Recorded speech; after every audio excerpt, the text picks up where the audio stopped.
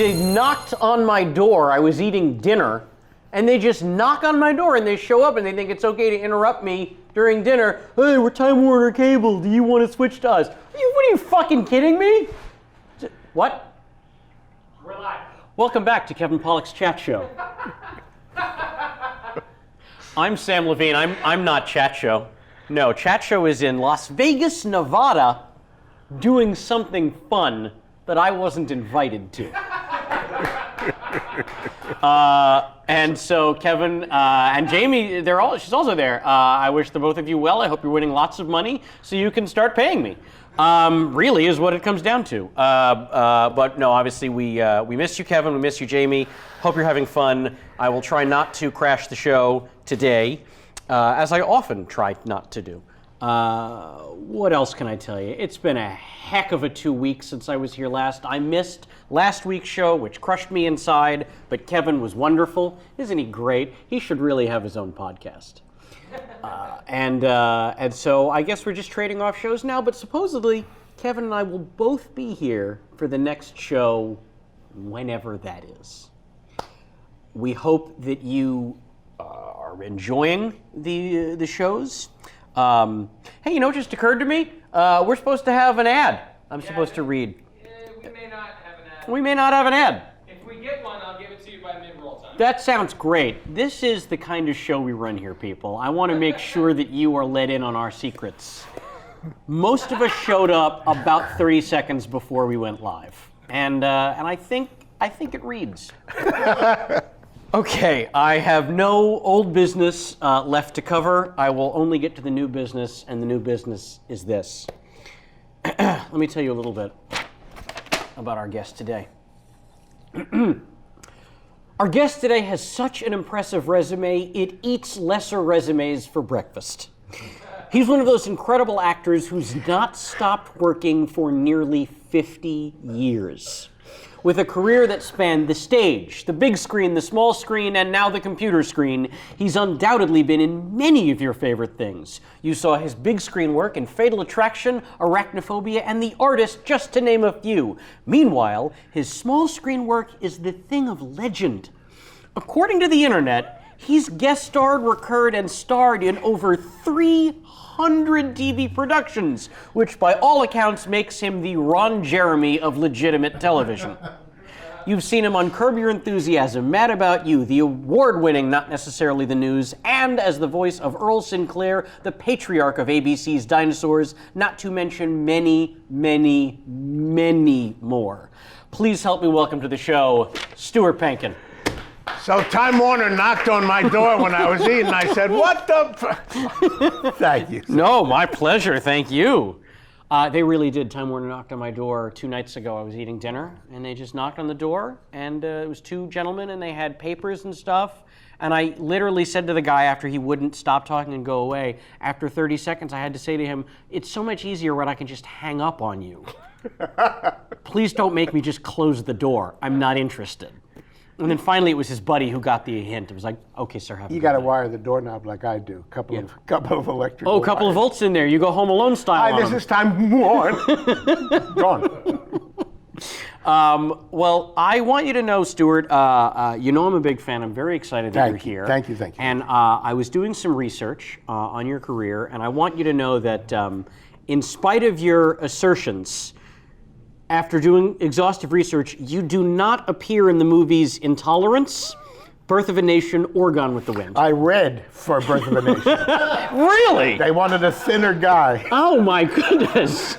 who wasn't Jewish. Not a Jew. See, that was the problem. Hated it. Did D.W. Griffith, and has he produced anything lately? Do you I've wanna never get in heard of there? him. I don't care. He You never don't writes. Okay, he never writes. D-dubs. D-dubs? Yeah.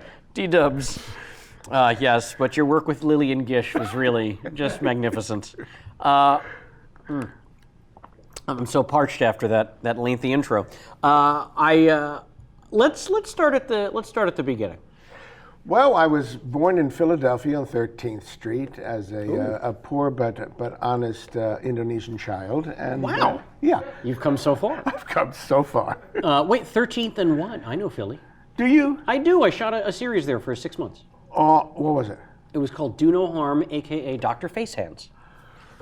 13th Street and up on Broad Street.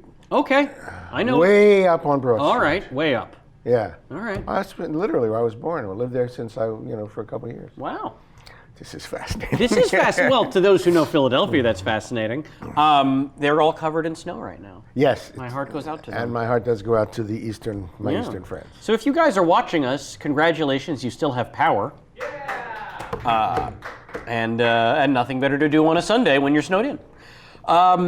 So you were born in Philly, and you went to school there. I know you went to Dickinson College. I was at Dickinson College as an undergraduate.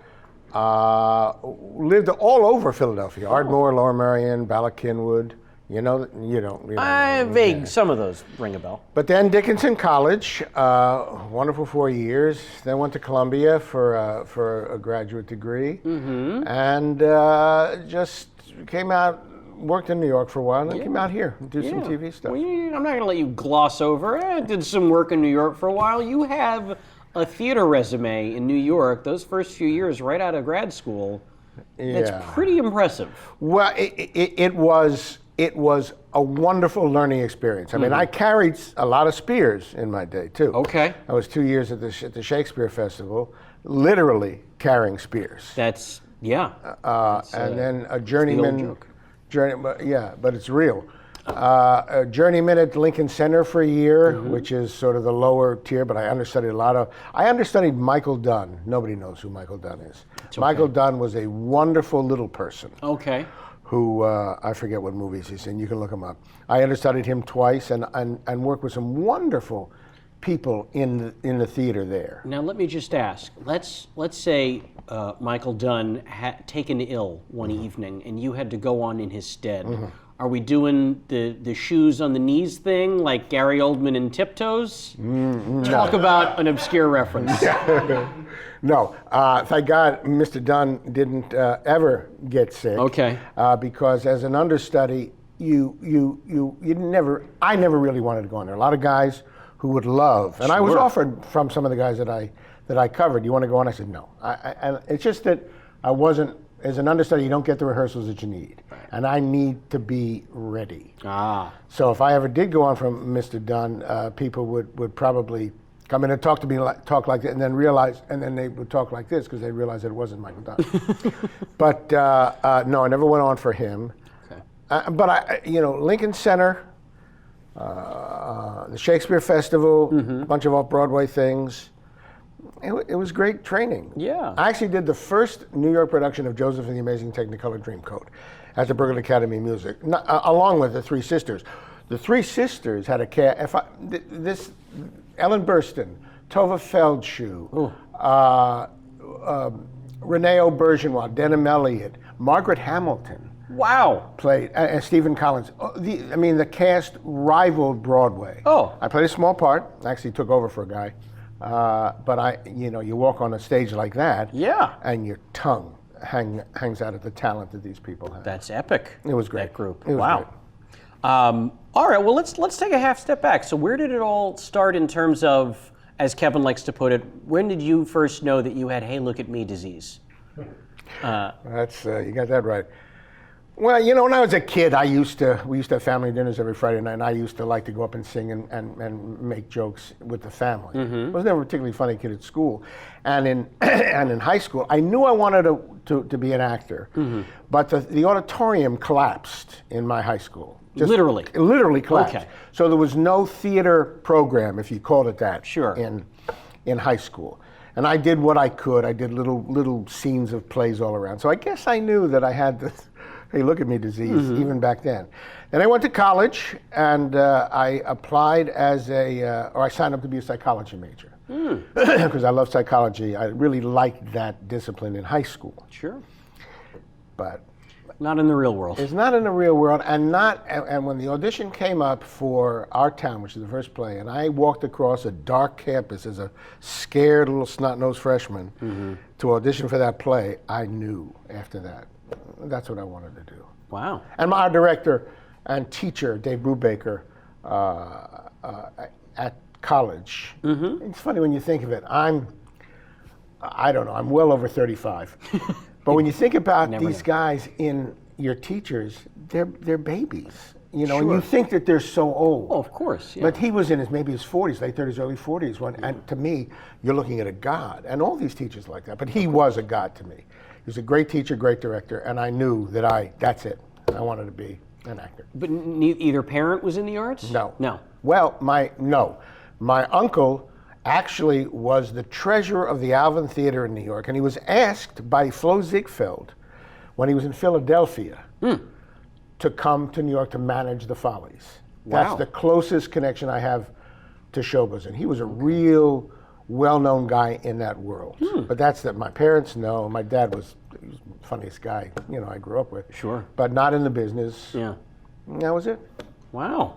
So that's unusual. Most of the guests come on, and it's some parent who, and he was in theater, but then he's dropped it, and then I picked it up. Interesting. So it's always, I'm the same way. Neither of my parents are in the arts. But I agree with you. I mean, there's a lot of guys I know and girls that their folks were in show business and they just did it. So it's always fascinating when you meet someone who they were just the black sheep of the family. And, no, I don't need to really earn a living for most of my life. I'm happy doing this. Well, God bless him. My father was, you know, forgive the cliche, very supportive. He said, you want to go to, you want to study theater, you want to go to graduate school, you know, in theater, go ahead. That's wonderful. It is wonderful. It is wonderful. That's a rarity.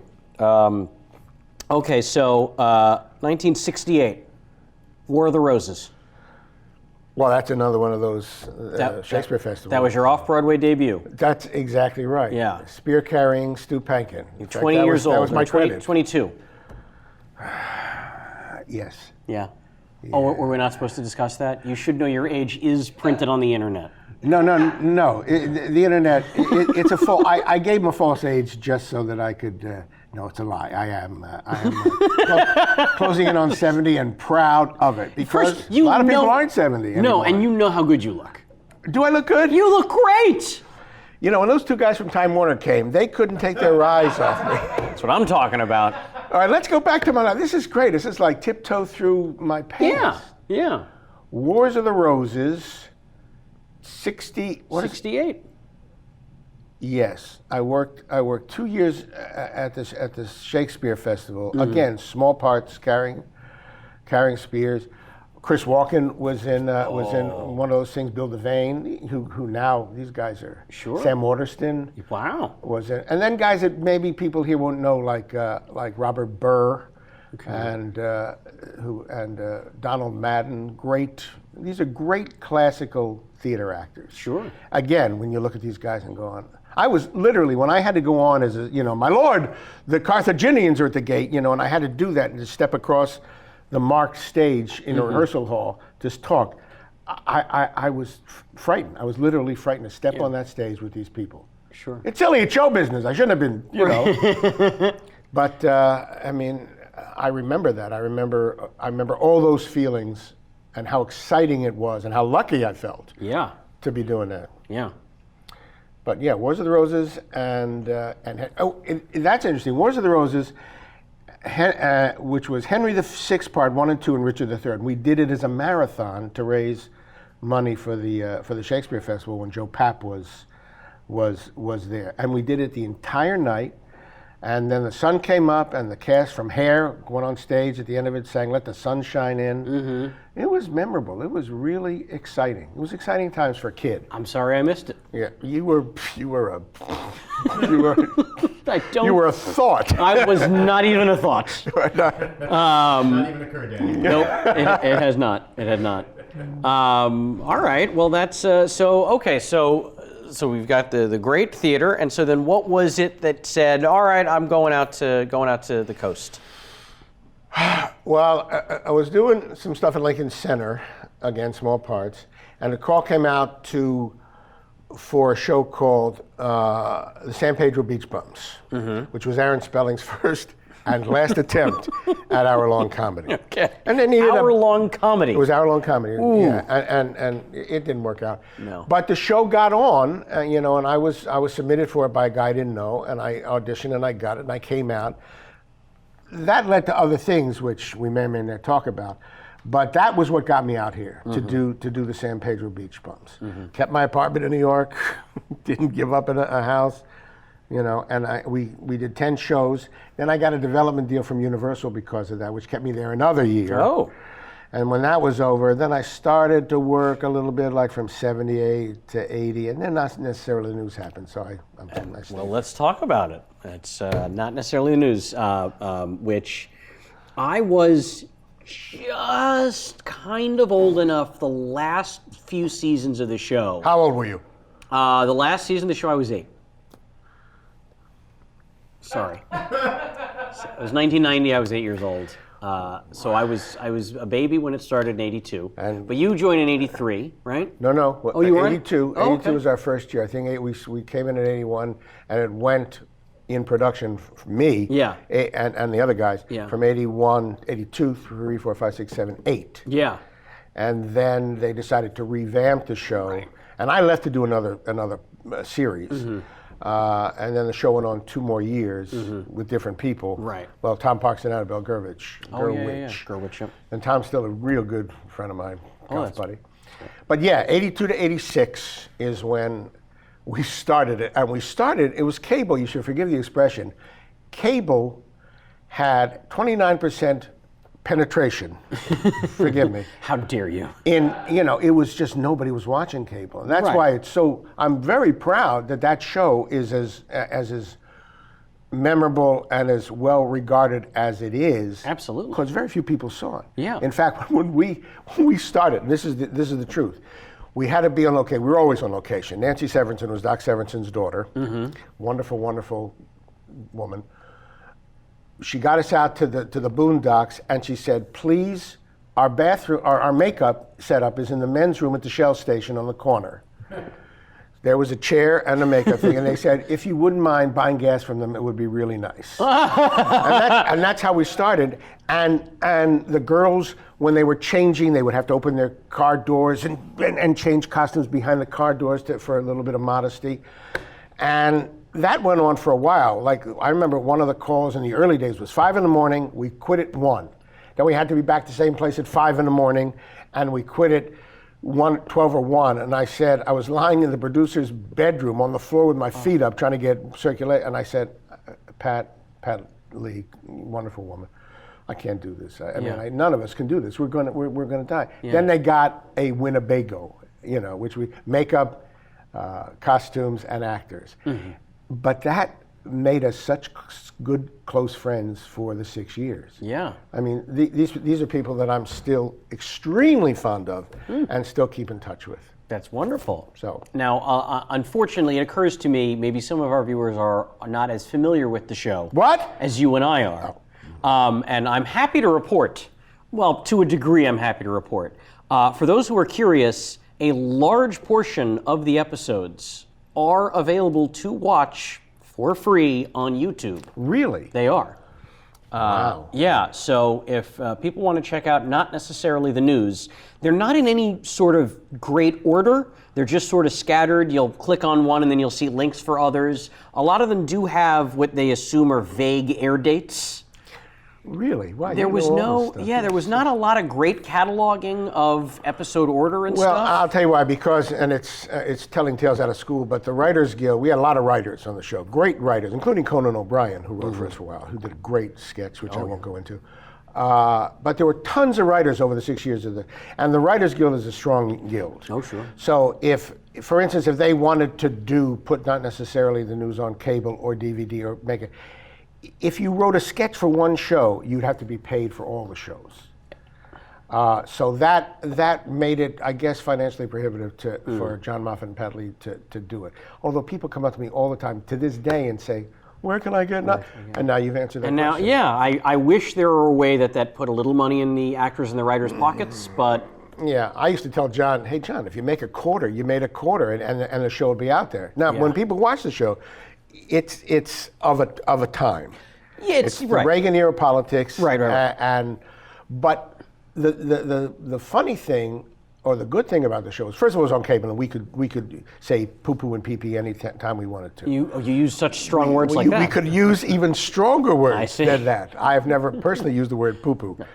But we never did, and we couldn't have nudity. We really didn't do that. I think we had a National Geographic shot once. But when people watch it, they got to realize that it's of a time. But the funny stuff is not necessarily politics. It's the way that they cut together live footage and us. Yes, it was wonderful. It was great. It was great. I had nothing to do with that. Well, but they used to get the ABC feeds, and if you know anything about that, it's just live. They turn the camera on, and Reagan is going, "How you doing?" Or whatever, and they could use anything they wanted. So they used a lot of very funny stuff. But that's where the funny stuff is. Yeah. And it was based on a British series, right? Not necessarily the 9 o'clock? Not the 9 o'clock Not news. the 9 o'clock news, yeah. And John and Pat they're upfront about that. But I mean, but obviously they made it the American version. Yeah. There was no question. It was all about American politics and American humor. It was a great 6 years. Yeah. It was just there were some wonderful people, funny stuff, and the friendships have remained. That's wonderful. Well, so you played Bob Charles, the anchor. Bob Charles the anchor. And anyway, I can't tell you how much I enjoyed the show. My Thanks, father, pal. God bless him, the one really good thing that he did for me in my life and my brother was he owned a VCR. Wow. In the 70s and 80s, and he taped everything, much to my mother's chagrin. Yeah. And so he had all these great cassettes of not necessarily the news Really? and Wow. SCTV and Monty Python when they aired it on PBS. So you actually owe me money. Harris Levine owes you money. I was a third-hand recipient of this, but I'll put you guys in touch. It's cool that people can watch it if they want. Like my daughter-in-law, Shannon, she hasn't really seen a lot of these things, and I have them. I have most of them on VHS, which I transferred to DVD. Yeah. And I wanted to see them. Sure. So I'm glad that she can now see them either, in the house or. And they're in really good quality, by the way, the YouTube uploads. Good. I watched, in prep for you, I said, let me throw one on, and I went down a rabbit hole, and I think I watched about 6. Well, they're fun. They really are funny. Shows. And, I mean, it helps, certainly, if you have even a vague knowledge of what the political climate was like circa 1984, 85, 86. That's right. But even if you don't, the non-political sketches and stuff still work. The sketches are great, and they're, to me, sometimes funnier than the political sketches. I mean, as we're talking, things are going through my head, but it's... Please. Well,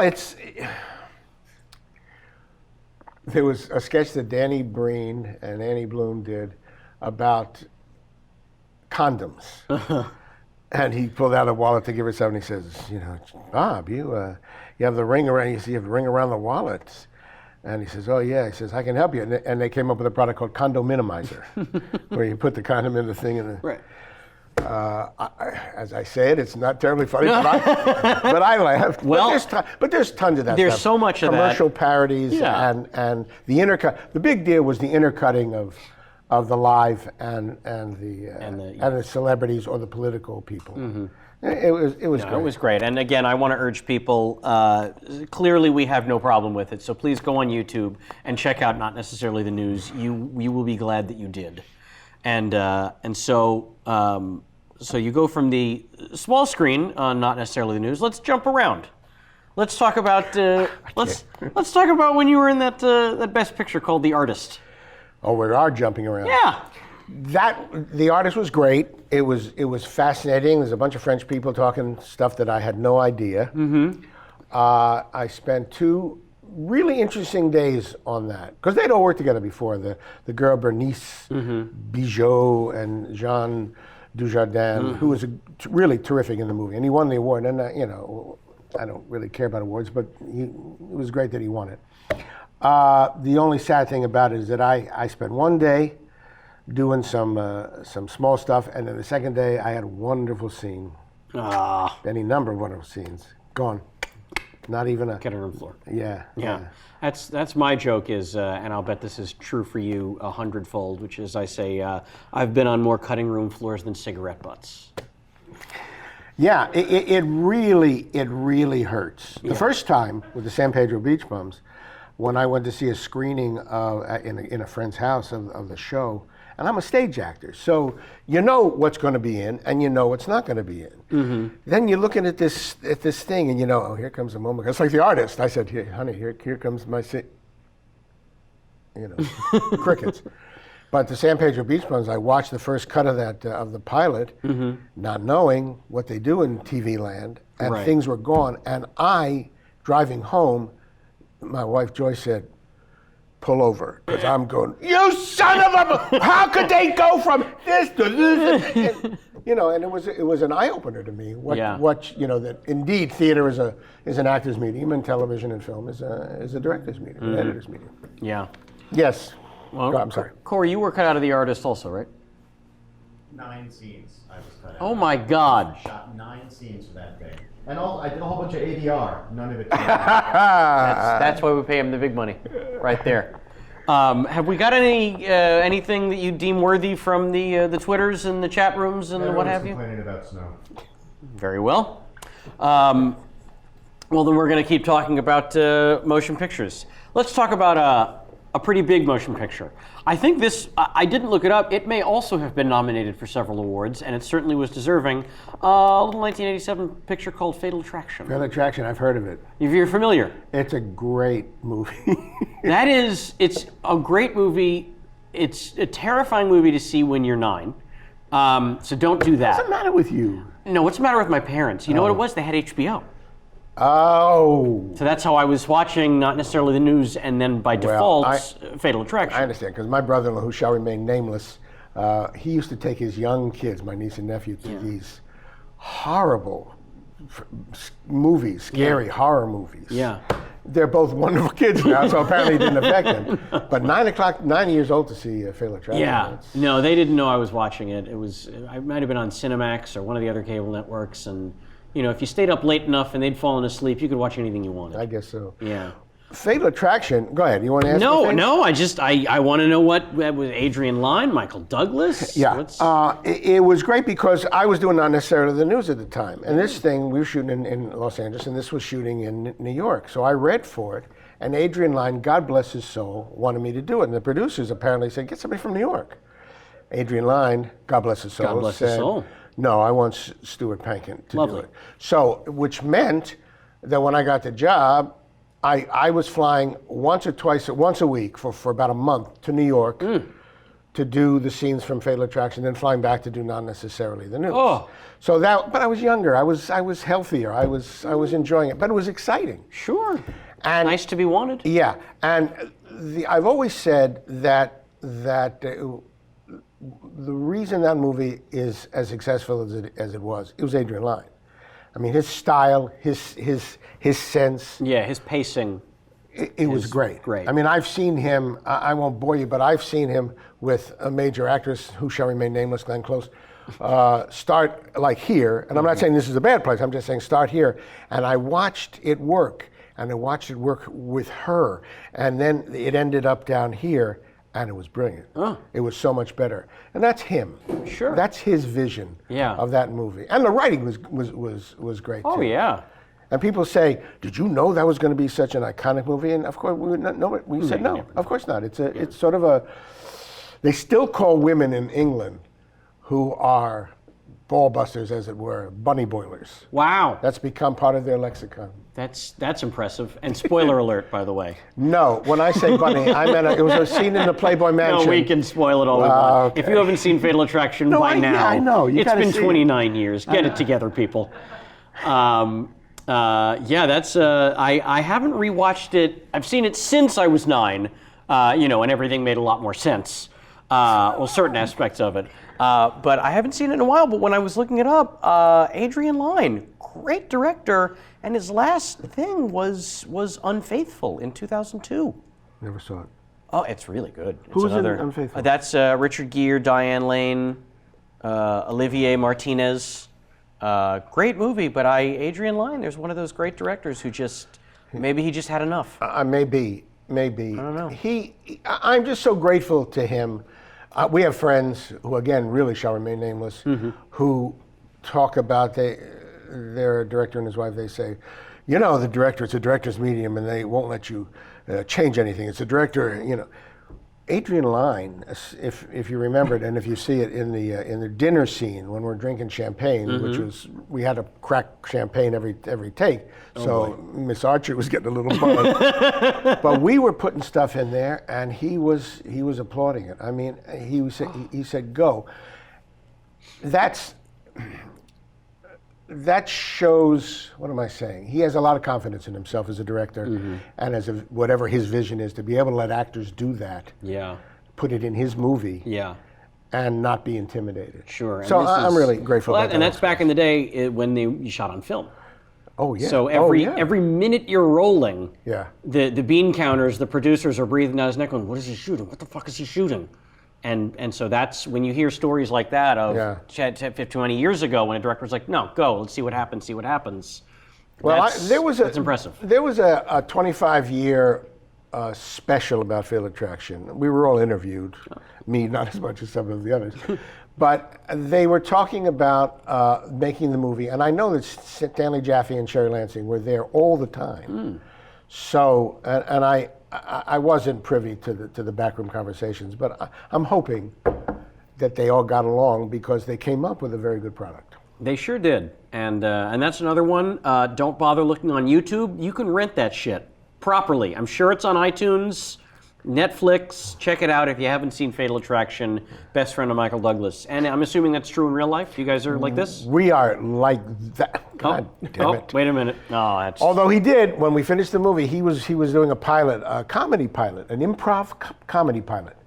Yes. What? Yes. 2 teams competing, and he asked me and Rhea Perlman, who was, he's good friends with Danny DeVito. Sure. To come and be the panel to judge these, and he did that pilot, and that was weeks, if not months, if not weeks after the pilot. That's the last time I saw Mr. Douglas, because he won't return my calls, and he he moved, and I can't stalk him anymore. You know what? We were gonna have him on the show next week. J-Mac, cancel it.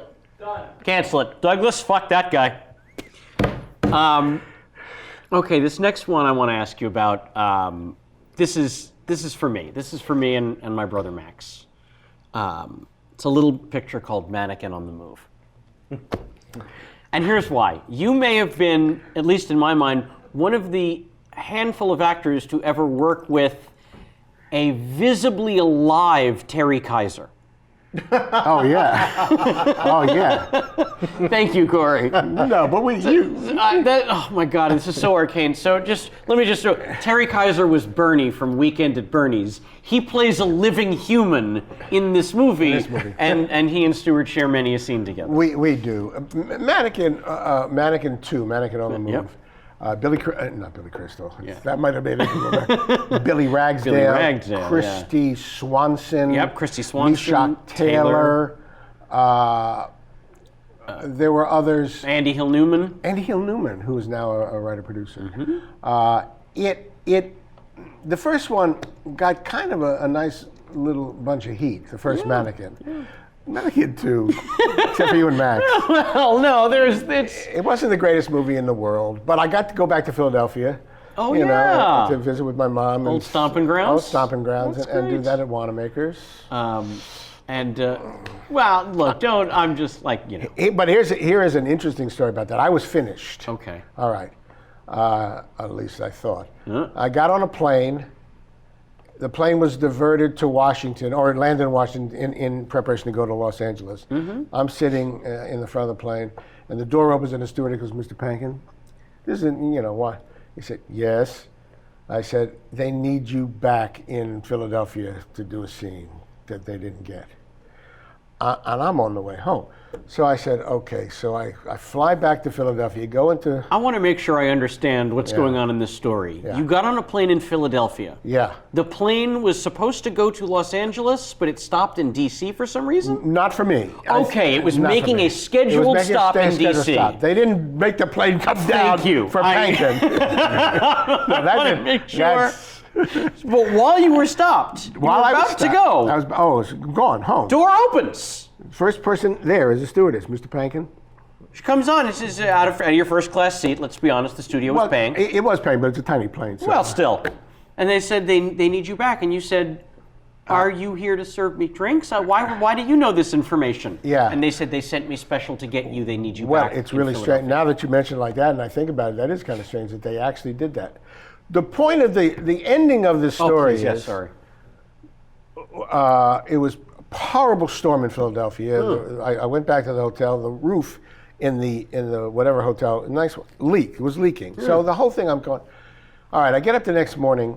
This is the shot. I'm in a car. The camera is here. That's the shot.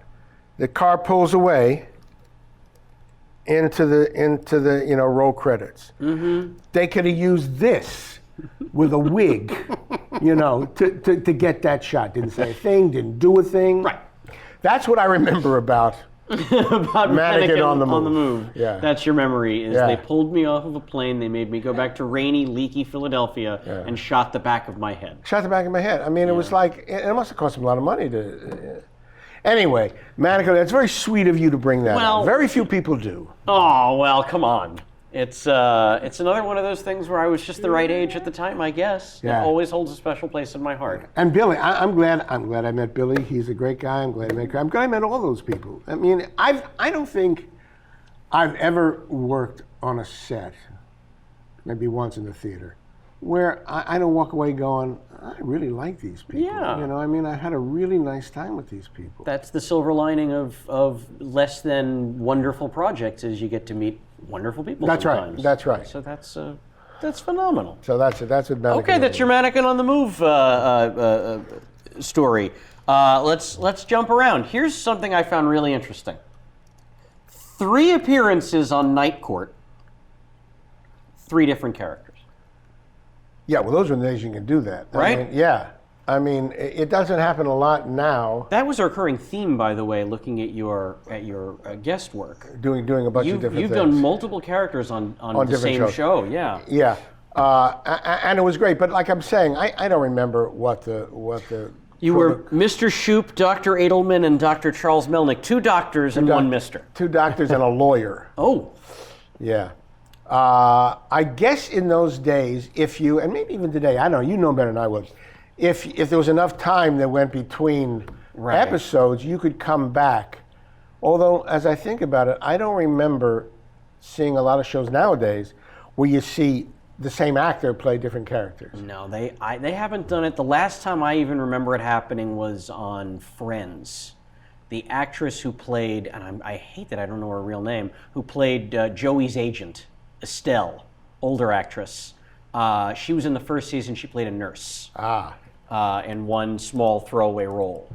Well, Night Court was great because I got to know Marky, and then we shared a school. Our kids went to the same school, so I used to run into them. And the other nice thing about that, and it's it's a relationship with us, is I became friendly with Harry Anderson during the show, and those are days when you can get to the Magic Castle. So he used to get me in, but he also introduced me to Mel Torme. Now, Mel Torme was one of my absolute, and still is, absolute famous thing. And I met him after meeting Harry at Norby Walter's poker game. Aha. Yeah. So that was a nice thing, about Night Court. Besides the fact that you get 39 cents in residuals, that I got to know, I got to meet some nice people. Okay. What are you looking at? I'm looking at notes from our producer. No, I got sports scores. I'm trying to follow the Patriots. Are they playing? I don't know. Broncos are winning. I'm here. The Broncos are winning. Repeat. The Broncos are winning. Yeah. All right. I'll just do it right now, J-Mac. Okay. Okay. This is...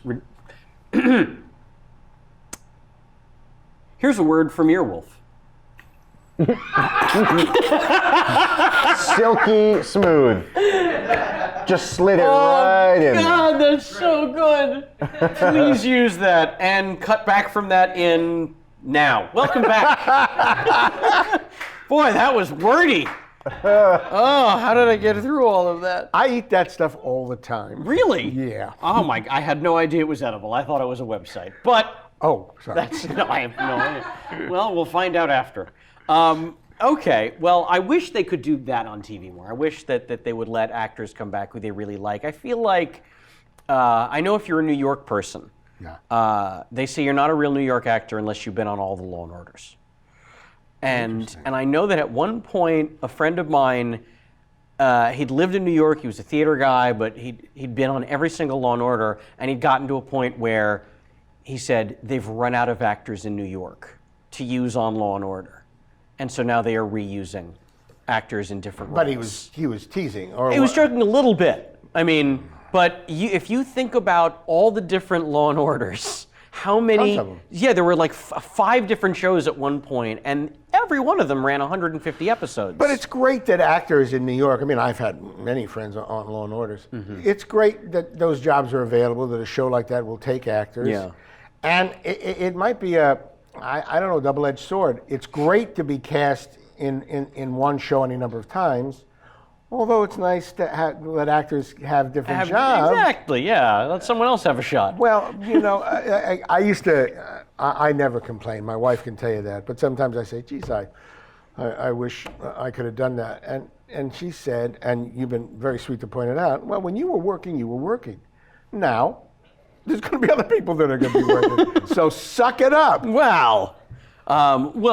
Speaking of when you were working, little film called Arachnophobia. Arachnophobia. That's another good one. That's it. You know, that's a good movie. That is a great movie. Yeah. There's another 1990, I want to say. 8-year-old me should not have seen that in theaters. No. What a terrible parenting decision. It was probably 90 because my son was about 4 or 5. It was 90. I started work at the movie theater in 1990, and that was one of the first big summer movies we got. Yeah. And it was crazy. We weren't expecting how busy it was going to be. Well, But I think it's a good movie. it resonated with people. I mean, I'm not that scared of spiders personally. Yeah. But a lot of people apparently are, and they want to have that experience in the movie theater as Huge well. amount of people are scared of spiders. Huge amount of people. Yeah. If I mention arachnophobia, if they see arachnophobia, it's like, you know. But the thing about arachnophobia, first of all, it was one of the jobs with I could say I'm a terrific director, Frank Marshall. I didn't have to read for it. I went in and met the guy, and I walked out. We talked a little bit. I said, well, I'm done with this. All of a sudden, you want to be in the movie? Yes, I do. Second of all, again, great, wonderful people. Some of whom you know, some of whom you don't. Jeff Daniels was our Harley Jane Kozak.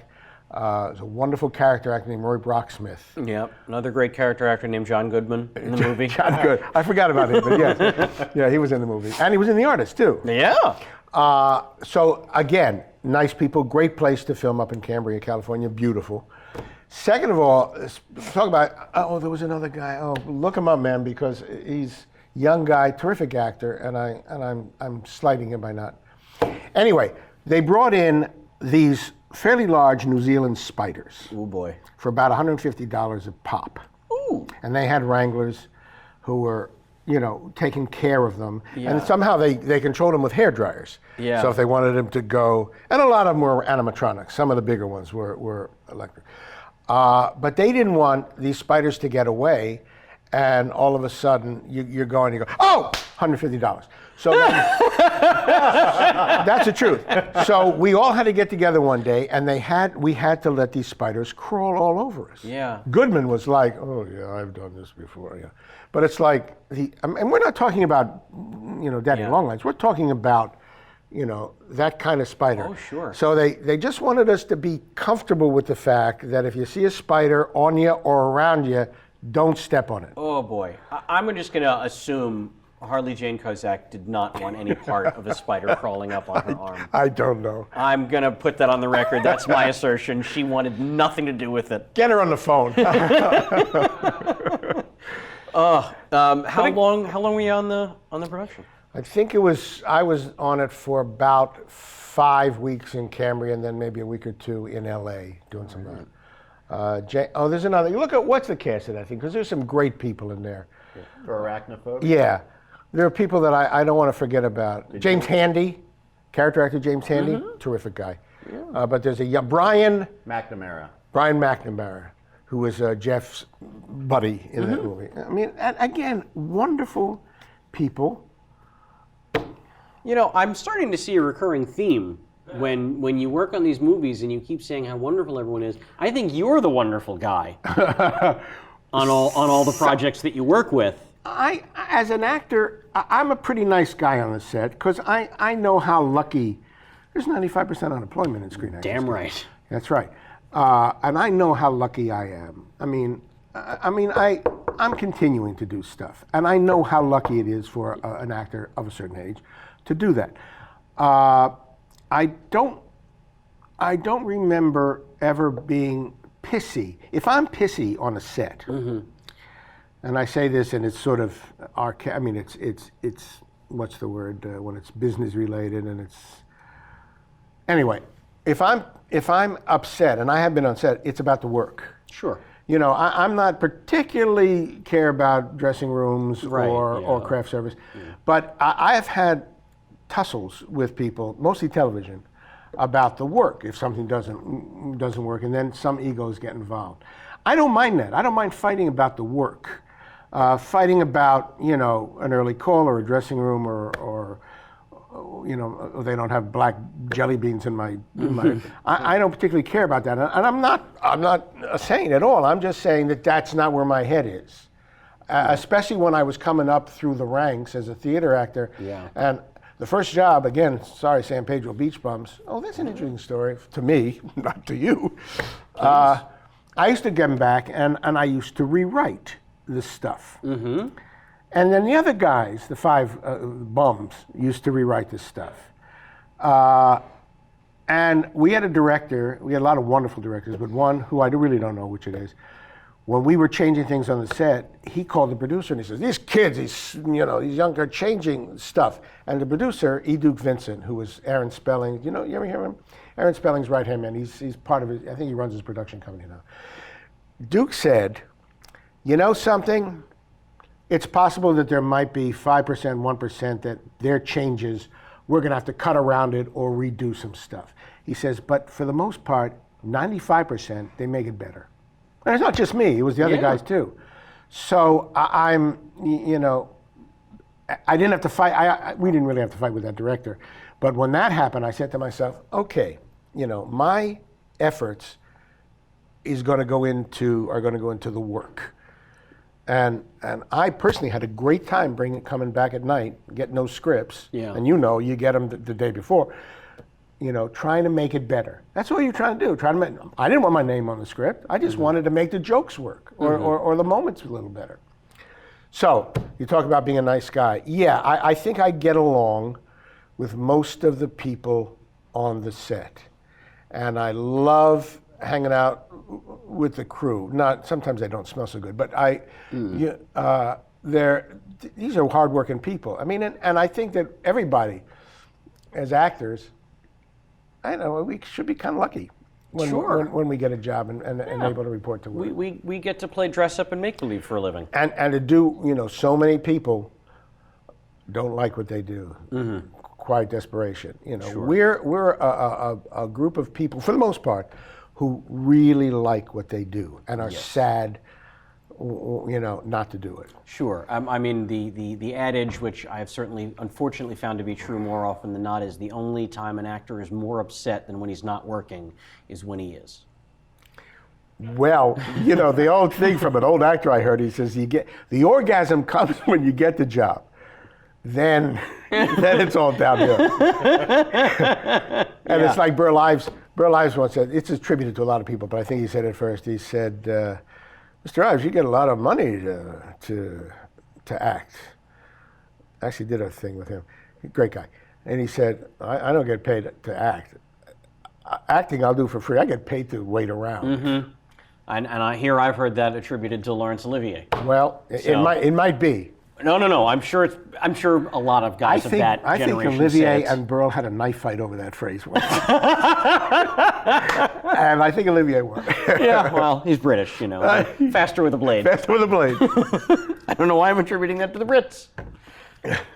Any idea? I have no idea why you did that. Okay, great. Check your email, by the way. Oh boy, do we have a thing? We have for my son. We got a thing. Go ahead, Andy, call in.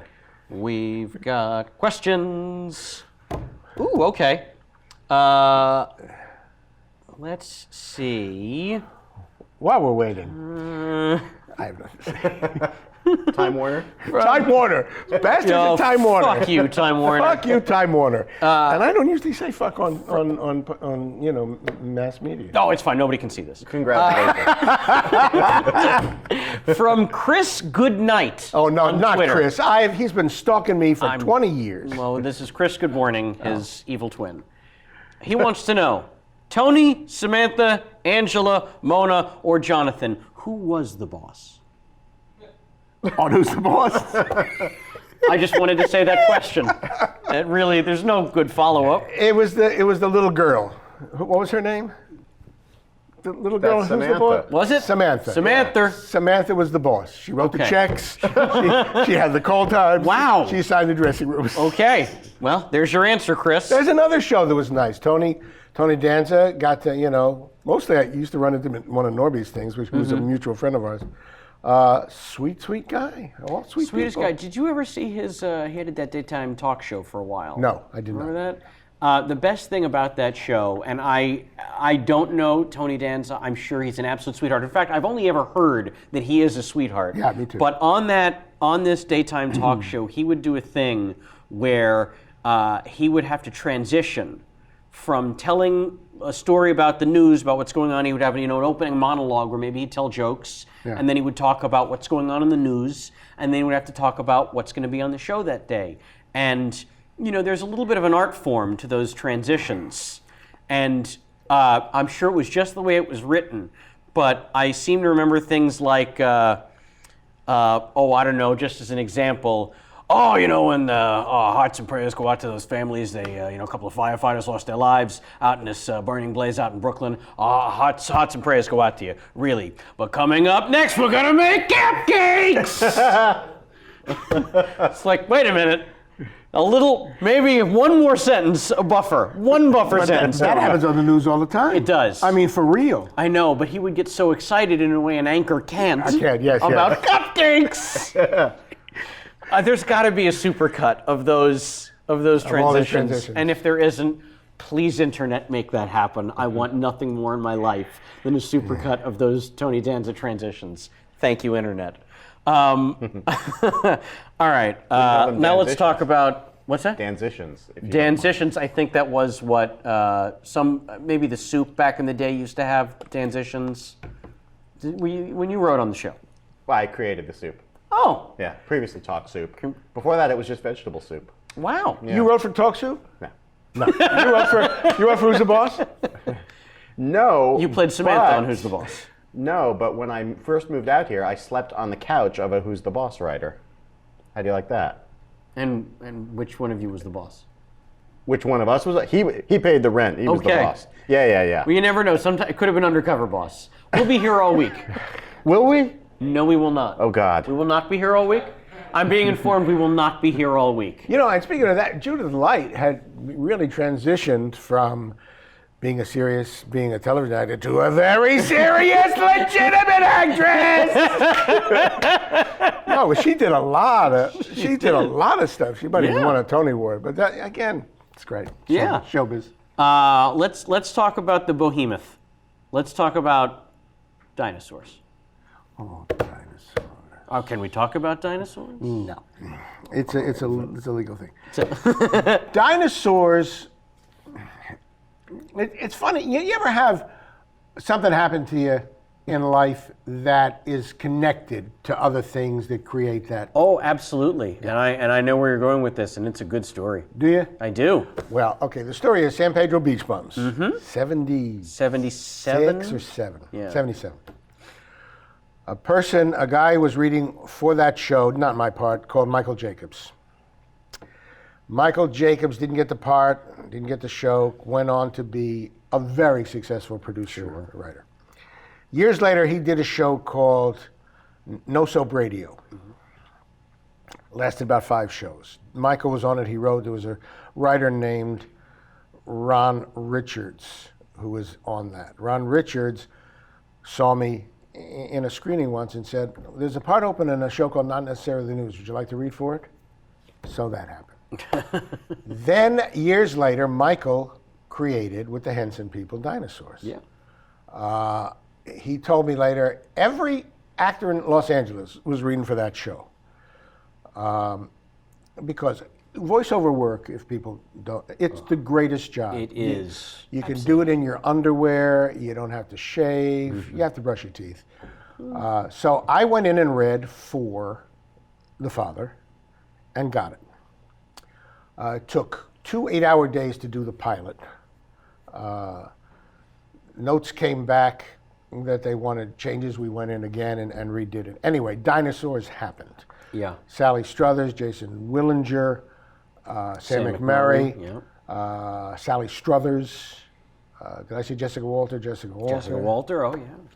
You know, terrific. And the guest people like Tim Curry and Jason Alexander and the guy on CSI Ugly Murder.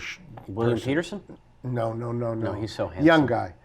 Young good-looking guy. Anyway, there was a lot of guest people like I used to say to Michael, I got friends who could use the work, and they're very good. You know, they can do voices. We need this. We need the stars. Yeah. Anyway, Dinosaurs. Christopher Maloney? Yes, Christopher Maloney. He played one. He played one of the parts. I don't know what else to say about Dinosaurs except it was the most expensive half-hour television show. Yeah. Maybe to this day in history television because of the animatronic puppets, Yeah. which always needed refurbishing and redoing. Yeah, what a nightmare that must have been. Well, not for me. Right. But you Bill do know. Beretta was in the suit, and he actually lost inches in height Yeah. carrying that suit around. And now Bill is a big mucky in the Henson Company. Well, he certainly Did he ever paid his call dues. me? Did he ever write? He was great. He was great. Yeah. And you knew how heavy that suit was because you put the helmet on once. How did you know that? Look, I don't fuck around, Stu. But how could you possibly know that I put the head on once? Because You know. I followed you. I was there that day. Don't you know I've been following your career since off-Broadway debut in '68's Wars of the Roses? Yeah, the head was heavy. The animatronics were remarkable. Yeah. And the set, and I used to hang out on the set just because it was fun, was spectacular. I mean, it was the Yeah. forest and the big refrigerators. Oh, that set design was not like anything I'd seen on No, television. it was great. And they had, it was raised so that the guys could go underneath, like Kevin with the baby. Not Yeah. the mama, not the mama. Oh, that's right. Kevin Clash was the voice of Great. the baby. That's Yeah, all these guys were great. And the animatronics were so, maybe today it's, you'd think and things would happen, but, they'd have to program. If they wanted the eye to go like that, they'd do it. On another show, if they wanted the eye to go like that, they'd reprogram it. Wow. It was, and these guys were great. And the Henson people did the voices. I had a little English guy like this. He talked like this, honey, I'm home. Oh, I've got a kid. He was like this. So I had to replace the voice Yeah. to do Earl. And he was fine about that. Sometimes Henson people weren't. They wanted to do their own voices. Oh. And they're used to doing their own voices. And Kevin certainly did the baby. But Dinosaurs was, people still, if people, get in touch with me or want an autograph or something, they'll send me dinosaur pictures to sign. It's and it was only on 4 seasons. 4 seasons. Thank you. And I was terribly sorry that went away. Sure. I used to say, actually, to confess to you, because now we're old friends, it was a great job to have and a hard job to do. Because basically you sit in a room and you're looking at a monitor and he's going, honey, I'm home. I want you to put on a creature for me. And you'd go, honey, I'm home. I want you to put, you had to replace those voices. Right. But it was you, a television show, and a producer. Yeah. And then the tech, and that's it for 8 hours a day. That's right. And that will weigh on you. Well, it was. But I mean, again, nice people. Nice people. You didn't have to shave. Kim Rosenfeld, the guys in the booth. We got, again. That voice that you were doing, that was loosely based on an old actor named David Burns, is that? Yes. Davy Burns. Well, it's all, it became, as the show with Sam, Sam, hey, it became Norton and Norton and Frank Crampton. Crampton. Ed Crampton, yeah. But when it started, when I went into audition, Davy Burns was an old character actor, Ralph Crampton. And that's what I went into the audition thinking. I had that in my head. You know, hey, let's go here, let's go there. A little more New York and a little higher than around. But then the show caused you to do lots of different things. It was like, oh, come on, honey, the daughter's been out all night. And then she said something like, oh, Franny, don't do that. So you had the opportunity to change things a little bit. But yeah, Davy Burns, good for you. Oh, thanks. A terrific older character actor. I got to know him in a movie called It's Always Fair Weather, which is a great musical, but you don't like musicals. Not a big fan. And he sang, "Oh, the time has come for parting." That's the voice I had in my head when I went into the audition.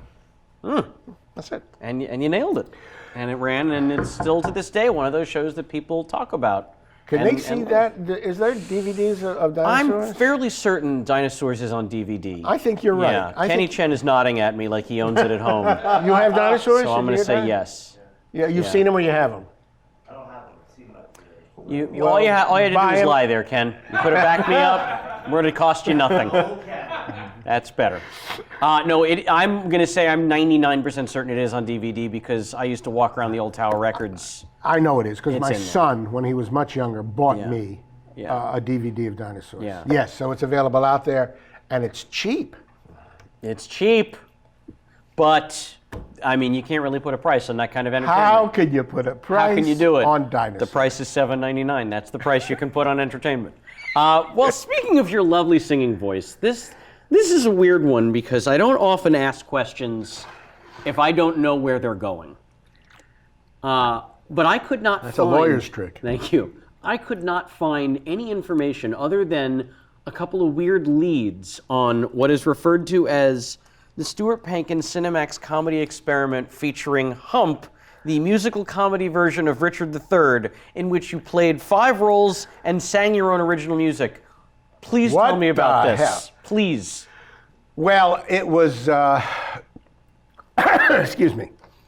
Have a drink. That's better. I think I was lucky enough to be nominated for a bunch of Ace Awards. And Yeah, I won an you Ace won. Award. But on one of the times that I didn't win, Showtime had comedy experiments, basically for comics, Okay. with very low budget, basically to do a stand-up routine. Yeah. I'm not a stand-up. They said, you want to do a comedy experiment? I said, I'm not a stand-up. I said, okay, we'll get together a couple of the writers from Not Necessarily the News, Larry Arnstein, and, oh dear God. It's okay. It's okay. David Hurwitz. Well done. And we'll write something. So we came up with this guy, or a series of this guy who wants to do a backers audition for Hump, the musical version of Richard III. Now, again, forgive me for boring you. When I was at the Shakespeare Festival, we did Richard III. I wrote 2 or 3 parody songs about it, many of which ended up in there. Yeah. The interesting thing about, I'm Edward, I'm Clarence, I'm Richard III, that Yorkshire boy. The interesting thing about that is that Kevin Kline was also a spear carrier with me, and Kevin's a very talented player. Sure. All right, I'm backing up. Remind me where I was. So to entertain the kids during the breaks, Kevin would play the piano, and I'd sing, I'm Edward, I'm Clarence. We went to a party on a wrap of one of the shows. Kevin was there. He said, somebody said, sing your songs. I said, I can't do that. Kevin said, sing. I sang the songs. He played. A very important agent was there. Oh. He said, you want me to, can I represent you? So in a funny way, Kevin Kline and that music got me going. I mean, and he started my career, Jeff Hunter. Very, very good agent. Anyway, so I had those songs in my back pocket, and I decided to write a few more. And we wrote this thing called Hump, and we did it in 2 days. And we pre-recorded the music. We sang it live. And it was more interesting probably to do than to see. It was we did it so fast. Yeah. I mean, and God bless her, my wife, we used to sit in the living room every night for weeks before, learning, going over every character. Good, got it. Every character. Because when I showed up on the set, you had 2 days and a bunch of people standing around. You had to do it. And I did it. I'm happy about that. Whether the quality is Spotlight or, The Martian, no. No. Well. But it was, again, terrific to do. Sure. Very interesting. I mean, there are scenes when I'm talking to myself. Yeah. But it's, I'll give you a copy. Oh, that would be phenomenal because I scoured the internet. Yeah. Yeah, I don't think it's on. It was on Showtime, and it was reviewed. It was pleasant. I would love to see it. I will. Andy, remind me to give Sam a copy of it. I think I got to figure out how to do that. All right. But yeah, I think I burned them from VHS to DVD. But again, happy to do it. Grateful to do it. Yeah. So was a lot of your early theater stuff musical? No. No. So where did this musical instincts come from? Well, I've always loved to sing. I always said to myself when I'm alone in the bathroom, if I had to do something else, that's what I would like to do. I'd like to sing in front of a band. That's what I'd just like to do.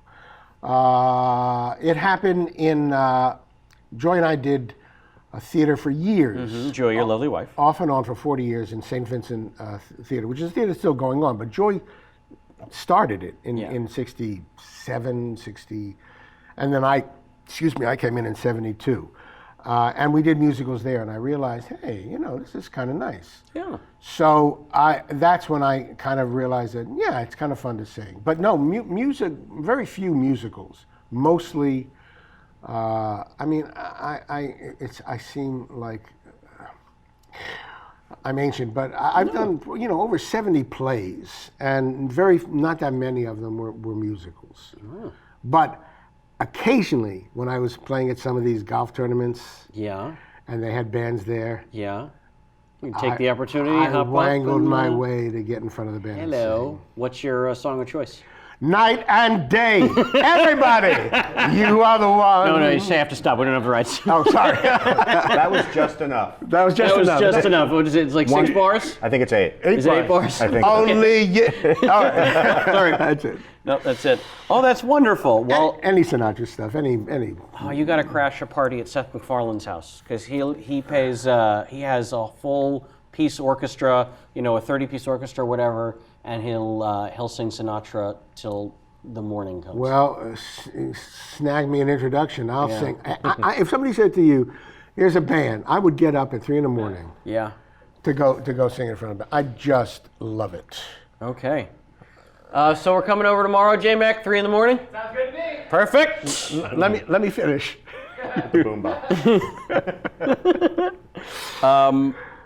All right. Let's talk about your character, Preston Pickett, PhD, in a little film called Second Sight. Second Sight. It's astounding. Does anybody in the room have ever heard of Second Sight? Yes. Have you really? Well, you're in the biz. Well, thanks. I wasn't at the time. Second Sight, again, interesting, not necessarily to the people watching. It happened during the writer's strike. The guy who wrote that script wrote Dead Poets Society. Name, anybody? John Patrick Shanley? No. That was a guess. It was Tom Schulman? Yes. You said the writer? The writer. Of Second Sight. All right. Yeah. I won't get into any details or personalities. Again, nice, great experience. Sure. But it was a writer's strike, and the script, the people who were in charge, I'll leave it at that, didn't like it, so they rewrote a lot. Well, there was no writer on the sets. Right. Tom Schulman, Dead Poets Society, it's a pretty good script, and it was a very good script. Yeah. All right, these people decided to make changes, so it became less than it could have been. I enjoyed it because it was, for me, the first movie deal as an actor I made. I mean, it was like a movie price. I don't want to be mercenary. No. But it was the first great thing, day for an actor. It was the first thing I did. Yeah. The sad thing is because of that, I couldn't do the next movie because the overlap was a movie called The Dream Team. Oh. That my dear friend, and I mean my dear friend, Stephen Furst, got, which is fine, which is great. Anyway, we did it in Boston for about 10 weeks. My son and my wife were there because he was young enough, which is great. I mean, when my son was young enough, we just traveled together. That's great. It was just great. Larroquette, John Larroquette. Your old Night Court pal. Night Court pal, Bronson Pinchot. Joe Zwick directed it because Bronson and he worked on the show that they did, Perfect Strangers. Perfect Strangers. And I just worked with Joel Zwick late last year on Girl Meets World because he's now working for Michael Jacobs. See, it's all of a piece. connected. Although I had to read for it, I was not given that Well, part. that's bullshit. I'm going to call bullshit on that right here and now. That you have to read for anything. Hey, show business. If you're not sure if Stuart Pankin can deliver for you, go fuck yourself. The resume speaks for itself. This is a man who delivers and delivers and delivers. I worked for delivers. FedEx, sorry. Jesus. Thank you very Christ. much, and that's it. That's very sweet. So, That's well, very sweet. it's that nothing enrages me. Like, I have balls sometimes when I'm like, they're gonna make me come in and read. I read for that casting writer 100 times. Well, yeah, you haven't read for that producer 100 times, so you have to go in. They need to see you. I understand Fine. that. But when guys like you, guys like Sam McMurray, your golfing pal Sam McMurray, it's like they've been doing this so long. long You've time. seen them in so many things. But If you know the problem? think he's gonna show up and suddenly not be able to act. Oh no, anymore. he'll do the part. But the problem is, there's so many actors out there. I mean, and so many good actors. Yeah. My ego when I was younger said, "Oh, I could do," you know. Now I realize there are a lot of good actors out there, and sometimes, yeah, I could do the part, but they want this guy. Yeah. They want a redhead. They have a choice. There's so many actors. They have the choice. Yep. And the power to bring people in. And sometimes they waste time. Sometimes you call in, I don't know if it happened to you, they know they want X. Oh. And they'll call you in as the GOAT. Yep. And you sit there in a room full of people, and you know you're not going to get, you think you're going to get it. Yeah. And then all of a sudden you hear, gets it. Yes. The star gets it. And you Yes. say, well, why did they bring me in? Yeah. Is something broken? Should I be worried? No, we're good, right? Okay, just a wire. We're fine. What were we talking about? Auditioning. We were talking about Second Sight, and then into Girl Meets World. Girl Meets World. You said you had to. Second Sight was again interesting. One interesting story was. Please. Well, I don't know if I should say it. I'd probably get beat up. The Boston Teamsters are very powerful people. I'll bet. Yeah, and our producers wined and dined them in because they were important. Well, one of the head of the union's daughters was in it. Okay. For a while. He calls the father, the head of and says, I'm terribly sorry. Your daughter's not going to be in anymore. We don't have we cut the part. We're long, blah, blah, blah. Great. We show up at location next day. There's not a truck. No, there's not a Volkswagen. There's not a bus, a honey wagon, nothing. The producer goes, hey, Charlie, which is not his real name. We just realized we found a few more, a little bit of time. Your daughter's back in. 15 minutes later. Oh boy. Buses came in. Yep. Anyway, so that I remember real well about Boston. Don't fuck Plus with the Teamsters. Don't fuck with the Not in Teamsters. Boston. But again, interesting Yeah. time, interesting people. Yeah. Oh man. Well, that's another one. You don't have to watch illegally. You can find it, I'm sure, on Netflix or on the iTunes or on the Amazons. And that is a funny movie. It's a fun movie. Second Sight. It's a fun movie. And it's what I would call a vintage Pinchot. Yeah. Oh, yeah. Yeah. Yeah. You cannot say that fast. No. Absolutely. And he took the lead in leading that movie to where it went and where he wanted to go. And it's also very topical because it's about the Catholic Church. It is about the Catholic. You see Spotlight? I did. Yeah. Good movie. I feel like that's the double feature you need. Second Sight and Spotlight. See Spotlight first, Then to laugh it off, watch Second Sight. Sort of a palate cleanser. And if you watch that double feature at home, presumably you're going to need a screener, otherwise you're going out to see Spotlight, and then you come home and watch Second Sight, tweet at me. Let me know how you enjoyed it. Your day of Catholic Church-related You definitely movies. should. All these movies that Sam was talking about, you definitely should go out and buy them, and Definitely buy them. use them as Valentine's gifts. So this is a very weird one that I'm almost asking more out of curiosity about, because it I was will brought answer up. anything. It was brought up on a podcast recently, well, that I listened to recently. The podcast was probably recorded a year ago. There's a podcast called How Did This Get Made, also on the Earwolf Network. So I'm happy to cross promote. And they talked about the movie Congo. And they're talking about this movie, and I haven't seen the movie in well over 10 years, but as they're talking about this movie and, ripping it to shreds, but in a playfully wonderful way, Paul Scheer says there's this big crazy scene where they're giving this big conference, and it cuts to this crowd shot, and there's Stuart Pankin right there sitting there, and you're like, ooh, I wonder what's going to happen with his character. They certainly brought a guy like Stuart Pankin in for a good reason. With Robert Zemeckis' wife. Yeah! Yeah. And then... Well, here's the deal with Congo. Okay. I had done Arachnophobia, produced by Spielberg, and Right. and then Frank directed. So he said, he called my agent at the time, and he said, would Stuart like to do a small scene in Congo? And they said, why? And they said, the reasoning being, we want to show people that it's okay to laugh, and Stuart has done a lot of comedy. We wanted to allow them to laugh at moments in the movie to show that it wasn't all serious. That's why I got that part. That's the only reason I got that part. Just to sit there in the thing, and I remember it very clearly. Yeah. Hey, he's a talking gorilla, whatever it was. That was a person in a gorilla suit, is what That it was was. a person in the gorilla suit. Yeah. And did a great job. But that's where that movie came from. Yeah. The fact that I had worked with, again, it's wonderful, with Frank Marshall. I didn't have to read for anything. He gave me a part. Never made a lot of money. Yeah, but- you hear that, Girl Meets World? God damn it. Gets me so angry. But yeah, that's very sweet of you. So they playfully, what did they say, Jonathan? Well, they were saying, they see, it cuts to a shot of you, and you're like, oh, Stuart Pankin. This character's clearly going somewhere. You don't bring a guy like him in if it's not going anywhere. Well, thank you, whoever that did that. was Paul Scheer. Yeah. But that's exactly why. They just wanted they wanted a little comic scene Okay.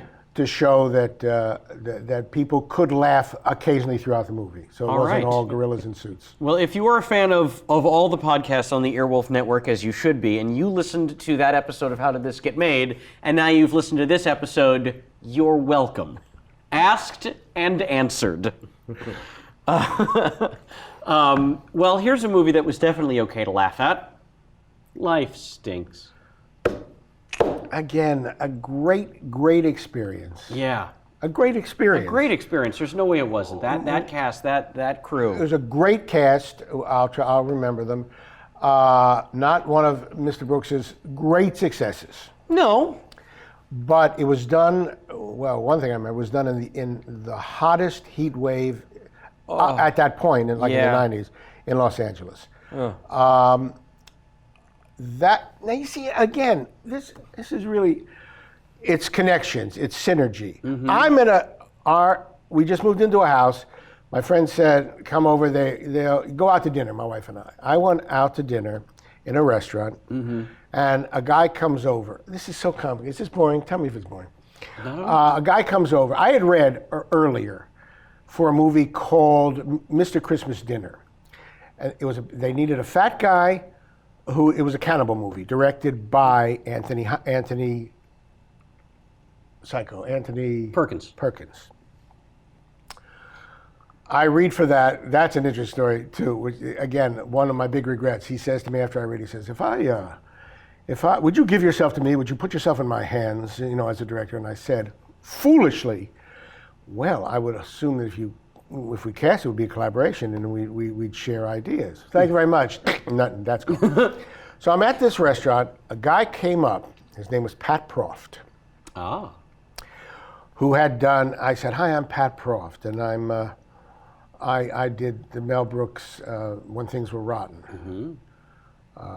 I said, I remember you. I remember that show. I remember the scene when they said, my friend Henry Pollack, who you may or may not know, a wonderful actor, he says, hang up the banners. And they cut to a guy and his wife and his children. And he says, hi, we're the banners. And Pat Pro says, that was me. I was it. I said, I love that show. He says, I wrote Mr. Christmas Dinner. And we wanted you to do it, but Mr. Perkins was too strong. Come to a Christmas party. I said, great. Came to a Christmas party, met a man named, who I never met before, Rudy DeLuca. You know who Rudy is? That sounds very Rudy familiar. DeLuca was a writing partner of Mel Brooks for years.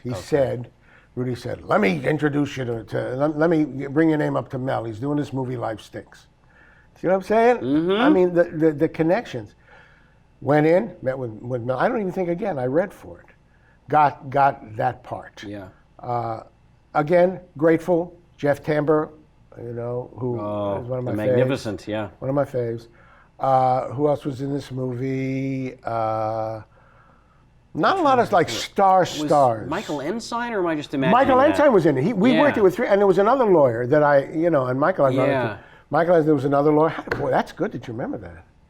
Well, because I got to work with Ensign, we didn't share a scene together. He had a one scene part in my first feature called Not Another Teen Movie, and he's an older man, and I went up to him and I wanted to talk about Ghostbusters and stuff because he has a small role. He's the guy who's the manager at the hotel. He works a lot. They come Michael. nonstop. Yeah. And I wanted to talk to him about that, and I remember he was taken aback. He goes, "You know who I am?" And I was like, "Are you kidding?" Well, that's the curse of the character actor. Well, yeah. And there's a lot of books out there now. Oh, sure. But wait a minute, we're not finished. No, we're not talking about Ensign. We'll have him on the show talking another about time. me. We're talking about you. I can't remember. Oh, so Rudy was in it. Rudy DeLuca was in it. All of Mel's friend, Howie Morris. Billy Barty. Howie Morris. And that's another interesting thing about writing. Rudy and I had a scene, and we thought it could be better. So I went back and I rewrote it. Now, we're talking about Mel Brooks. Mel Brooks, yeah. Mel Brooks. So we shot it. He said, shoot it. And he says, can we shoot our way? And he said, yeah, go ahead. So we shot it our way. We went to the screening. Mel said, I was there in some of the data. He said, well, that's all right, but I think our scene went in the movie. Oh, hello. Which for Mr. Brooks was a big... I'll bet that's a big deal, but also I got to believe that starting where he started from, how he earned his keep in show business, Mel Brooks, and I've never met him, but he strikes me as the kind of guy who he doesn't care who wrote the line. If it's the funniest line, it's going in. I hope you're right. Yeah. I hope you're right. I mean, I've worked with him. I worked with him a couple times after that. He actually put me in a movie called The Vagrant, which he produced, Brooks Films produced. Nobody knows about The Vagrant. It's a very good movie. I need you, man.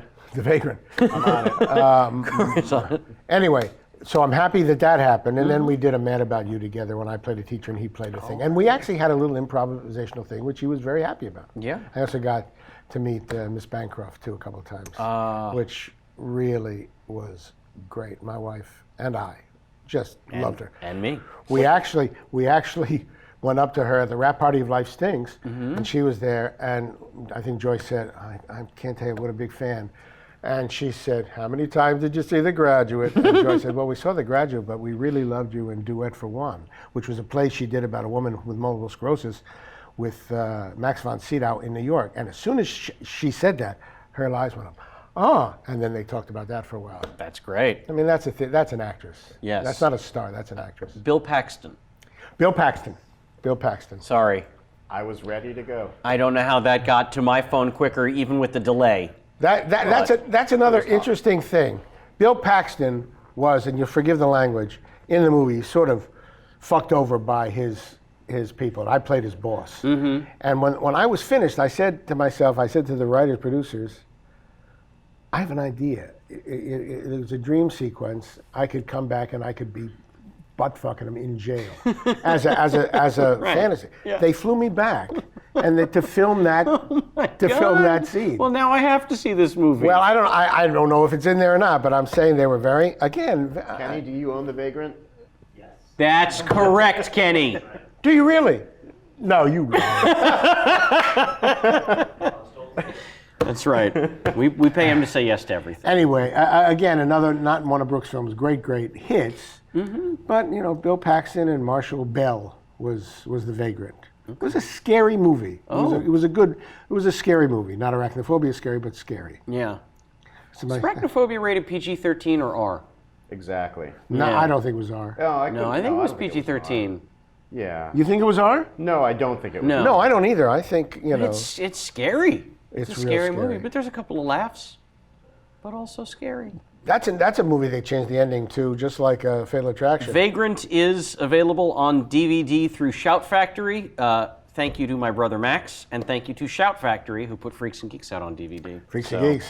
Also available on Amazon Prime. Well, this is coming up roses if you are a Stuart Pankin fan. And it's holiday season. You really should get some of these DVDs. Get started. Only 345 days till Christmas. Don't have to wait for Christmas. Valentine's Day, Simchas Torah, Shavuos. There are holidays that you can give these presents out. All right, I want to ask another question from... Oh, well, I'm not going to ask that. No, don't ask that. No. But remember, because when I get out of here, I want to know what that is. I'll tell you what it is. Was from Jack P.B. James in the chat room. Jack Peanut Butter James. Jack Peanut Butter James wants to know, how hard was it for Mr. Pankin to keep a straight face when working with the great Eric Idle in the TV show Nearly Departed? Easy. He's a pain in the ass. Oh, well, there it is. British pain in the ass. British pain in the ass, Eric Idle. He was great. Maybe it's like, I don't know what those guys are like, but on the set he was all business. Yeah. And when he was not on the set, he sort of kept to himself. But again, it was great. There was not a big joke fest going on. Caroline McWilliams, dear departed friend, Wendy Schall. Eric. It only lasted, I think that we did 7 and 6 got on the air. Yeah. The last one, it's too bad because he played the classic British man dressed like a woman. The Brits are great at that. Yeah. There's nothing to say. It didn't last that long. Okay. Fun to do. We don't vet these. These have been vetted. These, you never know, it's a grab bag Okay, wait a with the minute. chat room. Eric Idle was the funniest man I have ever worked with in my life. Didn't understand him half the time because he talks like this, but he was great. From Brandon Parnes on Twitter. Which set did you have more fun on, Hollywood Nights or the Xenon movies? That's a tough question. That's a tough one. I mean, first of all, you got to define fun. Second of all, I probably would have to say Hollywood Nights. Okay. Just because it was a little dirty. Robert Wu was there, Tony Danza, again, Michelle Pfeiffer, who was one of her first things. Yeah. It was, but Hollywood Nights, the interesting thing, I don't know if you call it fun, it was Hollywood Nights, meaning it was all night shoots. Yeah. The entire movie was night. You got home at 3 o'clock and you got up as late as you could sleep and you showed up at 7 o'clock. So it was hard. Yeah. But it was the cars and the various locations, and there were really cute girls, and it was fun. Xenon, we did 3 of them, so they were kind of, and it was also Disney, so you had to be really careful. Sure, yeah. I mean, really careful. Have a lot more fun with improvising on Hollywood Nights. I'm Exactly, sure. Yeah. exactly. I mean, I remember, Jesus, I decided to jump through the back window of a car, getting away from the cops. Now, you got to go back when I could actually run. And I jumped through the back window of the car, and we did it 2 or 3 times. One time, then the car is supposed to take off. And I'm going through the car like this, and I don't make it. Oh. So the car starts to move. I fall backwards, and my hand hits the ground. Now the car wheel is coming, and I see it, and I just, before the car goes on my arm, and people were, just very sweetly coming, are you all right, you're right, and I was. But there are moments like that I remember a lot. So if fun's not the right word, certainly more interesting. Okay. It was certainly a much more interesting shoot. Floyd Mutrix, who is he was a Wolfman Jack, speaking of disc jockey, he was in the movie. There were tons of people in the movie. In fact, I was going to the movies shortly after that opened, and Michelle Pfeiffer happened to be in the movie theater, in the lobby. Oh. And she had done other things now, and I just walked by very quietly and says, I loved you in Hollywood Nights. And she looked at me like, this is what you talked to me about, Hollywood Nights?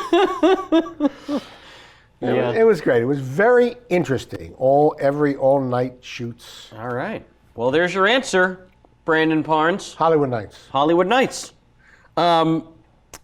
Oh boy. Okay, I don't know where to go to next, but I'm just going to ask. You were on 45 episodes of the $10,000 Pyramid. I think it was up to 25 at that point, wasn't it? Well, it might have. Inflation never really hit the pyramid. I don't know. I don't know how much money they were giving away when I first. Yeah, it might have started at 10 and then it might have gotten bigger. Oh, it went up to 25. I was actually on a few of the $100,000 championship things, which I never won. Yeah. I did win some money for people. That's a secret fantasy of mine, and they don't do it as much anymore, where it's like, oh, and our celebrity panelist is going to help you today. And there's not a whole lot of game shows that do that trope anymore. Which Are there a kind lot of of game bummer. shows that give away money anyway? There's a I don't know. handful. There's a handful. I mean, there's certainly not as many as there were in its prime. Right. But there's a couple of game shows still on daytime. Well, the Pyramid, we love the Pyramid. Joy and I love the Pyramid. And when I found out, because of not necessarily the news, our producer knew the producers of that. We worked hard. Yeah. And Annie Bloom, who was also on, she did a bunch of them. Yeah. Mitch Lawrence, who was also, on it. We worked hard. Yeah. That's another show that it was great. It's like Dorothy Parker says, I love having written. Mm-hmm. The Pyramid was like, I love having done it. Because when you're sitting in that chair and you have a responsibility, and if you take it at all seriously, and there's never a rest. No. There's never a rest. It's crazy intense. Yeah, it's very intense. And if you win and you get to the center chair, you're talking about a lot of money for these people. A lot of people, could use that money. Absolutely. It's life-changing money. You want to do your best and help out. In those days, it could have been life-changing money. My wife was actually on the Pyramid in New York, and she was 32nd. Now, this is definitely no names because there were two celebrities. One of them, they were the worst celebrity. She was 30 seconds away from $20,000, and that would have been life-changing to us. I mean, really life-changing. Sure. The most horrible clues. All right, I'm going to give you the clues that they gave. Okay. You know the Pyramid? You know the Pyramid? I know what we're doing. This is what this person gave over and over again. Two things. Top thing, $20,000. Mm-hmm. Your laundry. A book. Things you press. Your laundry. Things you fold. A book. Things you... 30 seconds. Laundry. Your laundry. A book. And I'm in the audience going, and this woman who knows my wife's up there is grabbing my arm like, I'm so sorry. Your laundry. A book. Boom. Lose the money. Dick Clark comes up and he says, and it was hard, we were backstage and we figured there's only one clue that might have given it away. And the clue was a Chinese woman's feet. Things you bind. Wow. Who binds laundry? Who binds laundry? What are you yelling at me for? I'll give you the name. You want This to is write ridiculous. 30 seconds. That's the two things they said. Oh, your laundry, a book. Oh, Chinese woman's feet. Not that they would have come out. I don't expect them to come up with that. That's because that's a very according specific to clue, Mr. yeah. Clark. That was one of the harder ones. But $20,000. You're talking about life-changing money. Yeah. When we were in New York, struggling around, taking on unemployment, that would have been good. Anyway, the pyramid was, I think, to this day, and I've done a bunch of game shows, and a lot of them are good. Yeah. The Pyramid was a great show. It was. And the nice thing that happened with that is I became very good friends with Bob Stewart, who produced it, he created to tell, I'm getting this wrong, to tell the truth. I've got a secret. I mean, this guy's in the Game Show Hall of Fame and in the Television Hall of Fame. wonderful man. I became really good friends with him. Again, another poker buddy. Yeah. That was one of the really nice subsidiary things that came out of that game show. Oh, good. Yeah. And he was a life-changing guy. But enough about me. All right. Well, I want to ask you about one more feature, and then I'll let you get out of here. I know Joy is patiently waiting for you. Maybe. You're right there, honey. I don't know. If Time Warner comes by. This movie, as it turns out, was Rick Moranis' last on-camera feature. Could very well be. And it's called, it is, I looked. It's Honey, We Shrunk Ourselves. Yeah. Rick, unfortunately, his wife had died very soon before that. And I guess he was contracted to do the sequel. And he decided, God bless him, that he wanted to raise his kids. So we stayed in New York, and that was it. Sure. But yeah, Honey, We Shrunk Ourselves was the first made-for-television product. Directed by Dean Cundy, who was Spielberg's cameraman, still is. Look it up, man. I need names. It was Rick and me and Eve Gordon and a lady who plays my wife, who's wonderful, Robin Bartlett. Wonderful, wonderful people. Basically, and then there was a girl who was in Smallville. She played the teenage blonde Allison Mack, who played our daughter. And then there was a kid. I'm sorry, I don't remember his name. But she went on to do another thing. I think this was 1997 it came out, so we're talking 20 years. It was a long already, time ago. It's like Xenon. That girl, Christian Storm, became a big soap opera person. Yeah. Anyway, that movie was interesting because it was 90% special effects. Yeah. And I'd done some special effects on not necessarily the news, but again, fun, wonderful. I mean, it was 4 people, for 5 weeks in a studio against green screen, against big bottles. Yeah, I was about to add, some of the chat room wants to know what it was like acting with all those gigantic bugs. Well, it's like if you got to trust the producers, you got to trust the directors, because Richard Benjamin years ago had a very funny thing. He says, "And this huge creature is going to come at you, and you have to react. It's going to be special effects." So he's out there going, "Oh!" And then he sees the movie, and it's this little, it's this little sparrow. So you got to trust the special effects guys. Now Dean Cundy is, he's tops and taps, and you just, I don't want to get into complicated things, but they just tell you where. They have tennis balls all over the set. Yeah. And you have to look, and you go, "Oh my God," and you want to run, and blah, blah, blah. And it was great. I mean, it was very interesting. For instance, you jump down, I had to jump down a table leg, and the shot is me going around and around and around. Well, basically what you did is, "I'll see you later, bro," and you jump into a mat. But when you see the movie, you're going around kind of thing. And it's like, whoa, that's great. Yeah. The special effects made it more interesting. And the story was cute, honey. Sure. We shrunk ourselves. And Rick was, he's a nice man. They're all nice people. Sure. Again, I feel like a broken record, but man, I rarely run into people that I would say, I don't ever want to see you again. Right, other than me in this interview.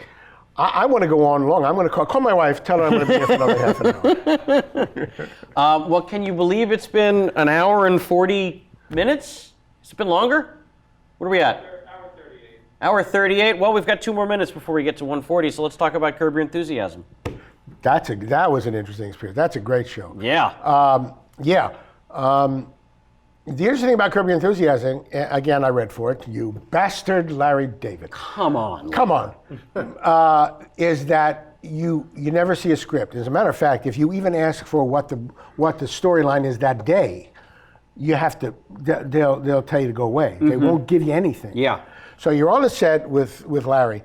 And mine was, I played, everybody says it was a rabbi, but it was this guy who gave out kidneys. Yeah. And he wanted to bring his friend Richard Lewis to the top of the list. So we're across the table, and he just starts talking. "Hey, how do you like the baseball team?" And I'm going, making stuff up. He goes, "Oh my God, I love the Yankees." In fact, which is true, my wife's family is very good friends with Whitey Ford. And we cut, and then he says, "Okay, now what we need," so you don't know. Right. Until you're well into it, what he needs from you. You gotta say blueberry pie in this thing, you know, or you gotta talk about ski jumping. Yeah. So it was like, but I love it. I mean, as an actor who doesn't do a lot of improv, but is very comfortable doing improv, I loved it. Yeah. I mean, and he was generous, very generous, and the crew knew what they were doing, you know, and there was a girl named Iris Bear. Yeah, Iris Barr. She was great. Friend, she's wonderful. Yeah, she's, you know her? I do. We just become Facebook friends. I said, she posted a thing and I said, I never saw your episode in Curb Your Enthusiasm, but I hear you're really great. No, she was great in that. Yeah. She was really great in that. And the other nice thing about that is that it sort of slid over into another episode, so. But that ski jump, which is what it was called, that episode, is really, again, if people, you know me from any number of things, that's one of the things, Curb Your Enthusiasm. Yeah. Yeah, you like that show? I love that Why show. don't you? Were you on that show? No, I tried. You bested! Thank you very much. Why? Look at this Bunham. You gotta put him in. Is he going to do more of those? That's the only person who knows the answer to that is It's Larry. him. Yeah. Yeah. He doesn't need to, but No, and that's the problem is when you've not needed to work since the end of Seinfeld, you do it just when you want. I mean, it's, of course, a dream position to be in. how many seasons did the Curb Your Enthusiasm? I think they've done 9 or 10. I want to say 9 or 10 too. Yeah. That's an awful lot. It's an awful lot, yeah. And the thing about Curb Your Enthusiasm, I can't remember, with HBO, right? It's, and I don't mean this what they pay the actor, because they pay the actors not a lot, but it's a low budget thing. You put a camera out there, you put people in a living room, Yeah. and go. Yeah. I enjoyed it. I enjoyed the improv and the you know how your mind just starts to twinkle a little bit when you say, I can't do anything wrong, because if I do something wrong, they're going to say cut and we're going to do it again. Right. So you just boogie. Absolutely. No, it's a kind of storytelling that I wish there were more of, that more studios and networks had the guts to let that kind of creative show? types get away with. Yeah, because I think some brilliant stuff can come out of that. You know, you don't remember, you're too young, but in the old days when I was watching television, they used to try anthology series. Richard Boone, and he had a company of actors, and they would every week do a different show with those actors. People wouldn't buy it. No. It's people they're very comfortable with how television and storytelling has been presented to them their whole lives, and anything that bucks that trend is. Well, now it's not even, in the old days, it was every half-hour show was kind of self-contained. Now, most of the shows, certainly the hours, and even the half-hour shows. Yeah, a lot of serial. Kevin, the Angel thing. Yeah. You have to, it behooves you to see the first one or two to Yeah. understand the subtleties of the other ones. Yeah, for sure. And do you think that's a good thing or a bad thing? I mean, speaking from a producerial standpoint, it's a bad thing if you want to, rerun it or ever syndicate it. Oh, that's interesting. But from a fan standpoint of someone who puts the time in and makes sure it's appointment television and every Monday, Tuesday, or whatever it is, That's right. I'm going to sit down and watch it, then it's very fulfilling and rewarding. And I guess nowadays with technology, you could, if somebody said, like my son and daughter-in-law wanted me to watch The Wire. And I watched it, the first episode with my wife, or the first half, and I said, boy, this is dark. And Yeah, All right. they didn't preface it. yeah. But didn't they get the said, warning. please, stay with it. Thank God somebody told you. It turned out to be the best The greatest 5 seasons. of produced television maybe ever. The, I the mean, argument is yeah. Breaking Bad or The Wire. Well, yeah. How do you choose? That's right. And I'm just grateful that they kept at me, because it was appointment television for us. Oh, yes. To see those. Oh, you watched it when it aired on HBO or? No, on I the- lied. I Okay. lied. I try to make myself. No, it's fine. Nobody did. No, seriously. No, David Simon will tell you no one watched it when it aired. That's why it ended. Well, you made an appointment to watch it. I Not made it- necessarily when it was on. Yeah, and I'm not sure we even binge watched, but there were 5 seasons, right? 6 episodes, 10 episodes. No, I think it was pop between like 10 and 13 per season. per season, yeah. It was spectacular. And Oh, I'm glad absolutely. I actually ran into Michael Kostroff, who played his sister, produced it, Nina Kostroff. yeah. And Michael was the lawyer. Yeah, the Jew. I The don't know. Jew. Yeah, I don't And know. I just told him I was very happy to tell him. And my daughter-in-law, she loves Idris Elba so much. And she has seen this wire, because she comes from Baltimore, first of all. She's seen The Wire so many times, and every time, spoiler alert, Idris Elba dies in whatever episode. Stringer Bell. She cries. Yeah. She cries. She loves this series so much. And I'm glad. They've both asked me to watch certain things. Some I have, some I don't. But that, I'm extremely happy to have watched. Oh yeah, that's up there. Well, now it has been too long, and people are going to wonder where you've gone to. Well, you could take a bathroom break and then come back and we can talk some more. No. The problem is we have to. You mean where I am? We have to give back the theater. I'm sorry. But I do know that I threatened you beforehand with this. Oh shit. And it's come back to that, Stuart. So if you need a second to compose yourself, but I can't let you out of here without playing your Larry King game. Right. Tell me again what I have to do. Okay, so it's a bad Larry King impression. Got I it. do not want a good one. You won't. It's that moment where Larry it's just the TMI moment. It's maybe right after he's interviewed someone before he throws to the phones. Maybe there's no guest. Maybe he just wants to take some calls. He just gives a little tidbit about himself, maybe about how old he is, maybe about some weird sex thing, maybe when he was riding a pterodactyl because he's 100 million years old. Whatever it is, just a weird TMI moment about Larry, and then you throw to the phones. And if the city you throw to happens to have a funny sounding name, it won't hurt. I'll tell you what, give yourself a minute. I'm going to say my thank yous. I want to thank everyone here for tuning in today, the entire KP Chat Show crew. Thank you so much, Mike Duman, Jason McIntyre, Evil Dr. Kenny Chen, Corey Levin for joining me today. You handsome son of a bitch. The lovely Samantha Ward on makeup. Thank you to the West Side Comedy Theater for hosting us and being so nice to us. And of course, biggest thank you to Kevin Pollak and Jamie Foxx. We miss you both. Please come back safely. Thank you for letting the silliness that has gone on here today happen. And that's my thank you. So, Stuart, when you're ready, that is your camera. All right, this is embarrassing. There's no way to play this game wrong. When I was in the Navy, I was on a submarine. I was in submarine service. I used to call it Down Under, but then somebody said that's another whole continent. And I used to run a pornographic marijuana section in the bow. Jesus, so many people poured into that thing. The boat went like this, and we almost died a few times. And later, I took it to a place in Pennsylvania that I've actually lived in called Birdenham, Pennsylvania. It's right near Mr. Pollak's favorite place, Intercourse, Birdenham. There's a theme there.